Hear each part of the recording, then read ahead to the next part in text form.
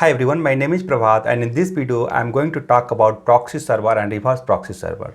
Proxy server is basically a server that hides the identity of the client. So for example, if I want to connect to google.com or facebook.com and I don't want to show my identity to the facebook.com or google.com, then in that case I can redirect my request through proxy server.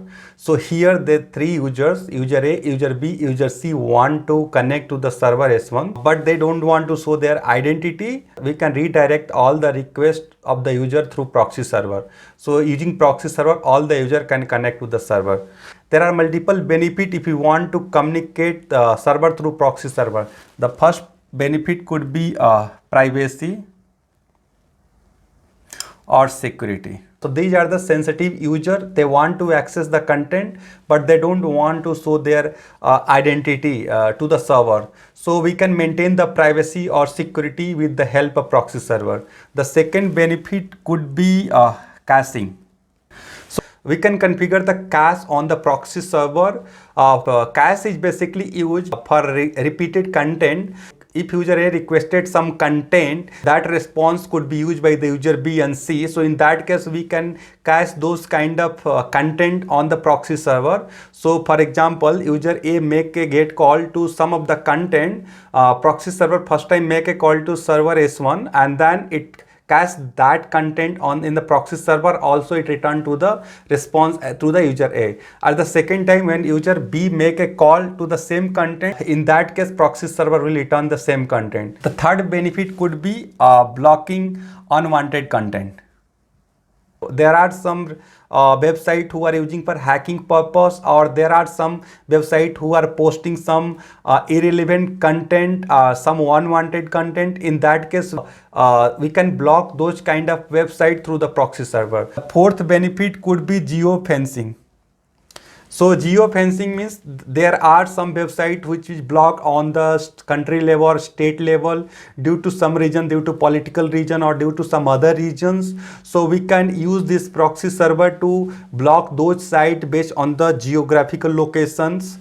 So the fifth benefit is encryption, and most of the proxy server allow the encryption and decryption technique. So other user who want to tap the information like user and password, they cannot use it because proxy server use the encryption and decryption technique to encrypt and decrypt that sensitive data. So these are the benefit with the proxy server. So let us understand this reverse proxy server. So here proxy is basically a server who hiding the identity to the client.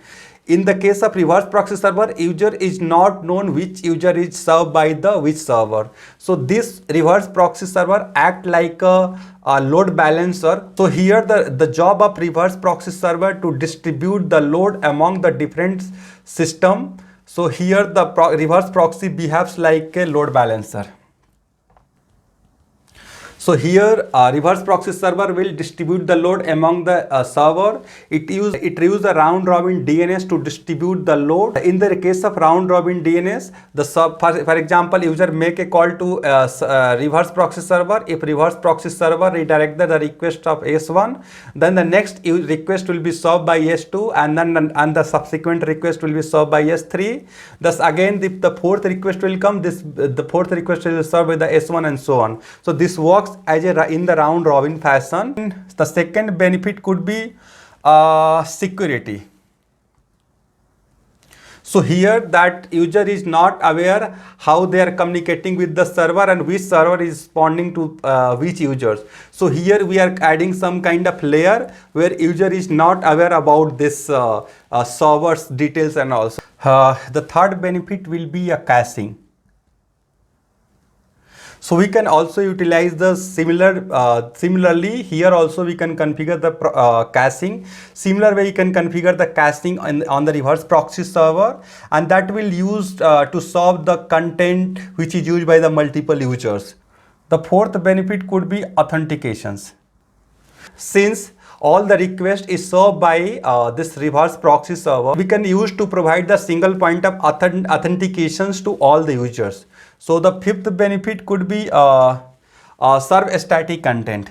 we can use this reverse proxy server to serve the static content like image files and audio or video clips, so that all these web server who are serving, they can provide only the dynamic content. So those static content can be served from reverse proxy server. And the sixth benefit will be logging. We can use for the logging because all the request is going through this server, so this server will have all the information, so we can use this server for logging as well. So I hope I have covered most of the things here, and if you have any questions, please write in the comment. We'll try to answer. Thank you for joining me today.